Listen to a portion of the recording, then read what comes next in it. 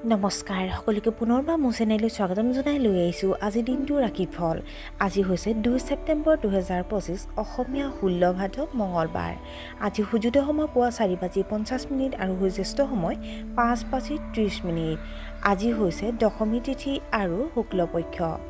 আজিৰ দিনটো প্ৰথম ৰাশি হ'ল মেঘ ৰাশি। কৰ্মক্ষেত্ৰত কিছু সমস্যা আহিব, কিন্তু দুপৰীয়াৰ পিছত বহু পৰিস্থিতি অনুকূল হ'ব পাৰে। প্ৰেমিক সংগীয়ে আপোনাক বহুত মানসিক শক্তি প্ৰদান কৰিব। আপুনি আনক সহায় কৰিবলৈ সাজু থাকিব। চৰকাৰী কামত সফলতা লাভ কৰিব। বৃষ ৰাশি। দিনটো আৰম্ভ হ'ব নেতিবাচক কথাৰে। ছাত্ৰ ছাত্ৰীসকলে পঢ়া শুনাত মনোনিৱেশ কৰিব লাগিব। শুভ কামত টকা খৰচ কৰিব পাৰে। ব্যৱসায়ীসকলে গ্ৰাহকৰ সৈতে আন্তৰিক সম্পৰ্ক বজাই ৰাখিব লাগে। বয়োজ্যেষ্ঠসকলৰ আশীৰ্বাদ পাব।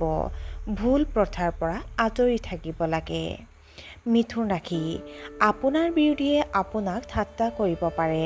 মনত অস্থিৰতা আৰু উত্তেজনা থাকিব। আপুনি কম দূৰত্বৰ যাত্ৰা কৰাৰ পৰিকল্পনা কৰিব। আপুনি ডিঙিৰ ৰোগৰ দৰে সমস্যাৰ সন্মুখীন হ'ব পাৰে। বিবাহ বহিৰ্ভূত প্ৰেমে আপোনাৰ বাবে অসুবিধাৰ সৃষ্টি কৰিব। কৰ্কট ৰাশি।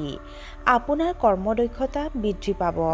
আপুনি হয়তো ভৱিষ্যতৰ বাবে ডাঙৰ পৰিকল্পনা কৰিব। শুভ অনুষ্ঠানত অংশগ্ৰহণ কৰিব পাৰে। ছাত্ৰ ছাত্ৰীসকলে পঢ়া শুনাত মনোনিৱেশ কৰি থাকিব। হঠাৎ আৰ্থিক লাভৰ প্ৰবল সম্ভাৱনা আছে। সিংহ ৰাশি। কৰ্মক্ষেত্ৰত আপোনাৰ কাৰ্যকলাপ বৃদ্ধি পাব। হঠাৎ বতৰৰ পৰিৱৰ্তনৰ বাবে সমস্যাৰ সন্মুখীন হ'ব পাৰে। ল'ৰা ছোৱালীক লৈ অলপ চিন্তিত হ'ব। আপোনাৰ বৈবাহিক সমস্যাৰ সমাধান হ'ব। আপোনাৰ কথাৰে মানুহক প্ৰভাৱিত কৰিব পাৰে। কন্যা ৰাশি। হঠকাৰী সিদ্ধান্তৰ জৰিয়তে আপুনি বিপদত পৰিব পাৰে, গতিকে পৰাপক্ষত পৰিহাৰ কৰিব লাগে।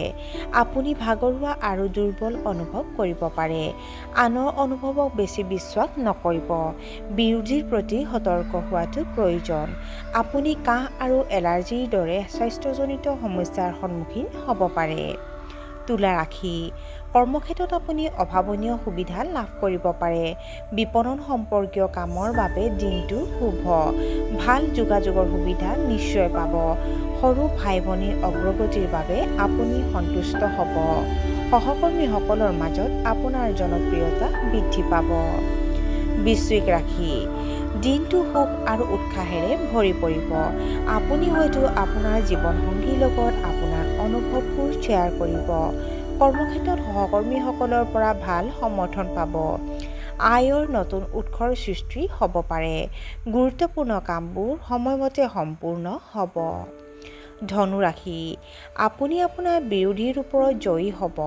সন্তানৰ মনোভাৱক আপুনি সন্তুষ্ট হ'ব। আইনী বিষয়ত আপুনি জয়ী হ'ব পাৰে। পৰিয়ালৰ সদস্যৰ মাজত ভাল সমন্বয় থাকিব। আপোনাৰ প্ৰয়োজনীয় সকলো কাম কোনো বাধা নোহোৱাকৈ সম্পূৰ্ণ হ'ব। মকৰ ৰাশি। যুৱক যুৱতীসকলে হয়তো নিজৰ চাকৰিৰ বাবে চিন্তিত হৈ পৰিছে। আপোনাৰ গুৰুত্বপূৰ্ণ বস্তুবোৰ চুৰি হ'ব পাৰে।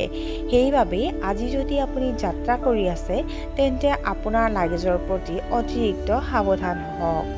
অপ্ৰয়োজনীয় কামত সময় নষ্ট নকৰিব। খং আৰু অহংকাৰী মনোভাৱৰ পৰা আঁতৰি থকা উচিত। ধৈৰ্য্যৰে কাম কৰিলে সফলতা লাভ কৰিব। কুম্ভ ৰাশি। অভাৱনীয় ভ্ৰমণৰ সম্ভাৱনা আছে। শ্বেয়াৰ মাৰ্কেটত সাৱধানে বিনিয়োগ কৰক। আত্মীয়ক বেছি বিশ্বাস কৰাটো ভাল নহয়। আপুনি আপোনাৰ প্ৰেমিকৰ সৈতে মানসম্পন্ন সময় কটাব। আপোনাৰ কোষ্ঠকাঠিন্য আৰু বদহজম হ'ব পাৰে।